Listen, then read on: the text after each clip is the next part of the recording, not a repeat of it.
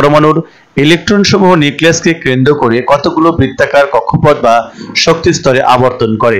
ইলেকট্রনের এই কক্ষপথ বা শক্তি স্তরগুলোর ক্রমিক সংখ্যাকে প্রধান কোয়ান্টাম সংখ্যা বলা হয়। যেমন n = 1 2 3 4 দেখতে পাচ্ছি আমরা। এই 1 2 3 4 যে বললাম, এই যে এর সংখ্যা যে বললাম, কি সংখ্যা? ক্রমিক সংখ্যা। কার ক্রমিক সংখ্যা? ইলেকট্রন যে আবর্তন করে সেই বৃত্তাকার কক্ষপথের ক্রমিক সংখ্যা। এই ক্রমিক সংখ্যাগুলোকে আমরা বলছি প্রধান কোয়ান্টাম সংখ্যা। n = 1 মানে এটাও কিন্তু একটা প্রধান কোয়ান্টাম সংখ্যা। n = 2 এটাও একটা প্রধান কোয়ান্টাম সংখ্যা বা অরবিট। ঠিক একইভাবে প্রত্যেকটা এক একটা প্রধান কোয়ান্টাম সংখ্যা। প্রত্যেকটা প্রধান কোয়ান্টাম সংখ্যাতে কয়টি ইলেকট্রন থাকতে পারে? বলছে কোয়ান্টাম সংখ্যাকে আমরা n দ্বারা প্রকাশ করে থাকি। n এর মান 1 2 3 4 ইত্যাদি হতে পারে। প্রধান শক্তি স্তরের প্রত্যেকটি শক্তি স্তরের সর্বোচ্চ ইলেকট্রন ধারণ ক্ষমতা 2n²t। সুতরাং প্রথম কক্ষপথে বা শক্তি স্তরে সর্বোচ্চ ইলেকট্রন থাকতে পারে n = 2 হলে 2n², দ্যাট মিন্স 2 × 1 = 2টি।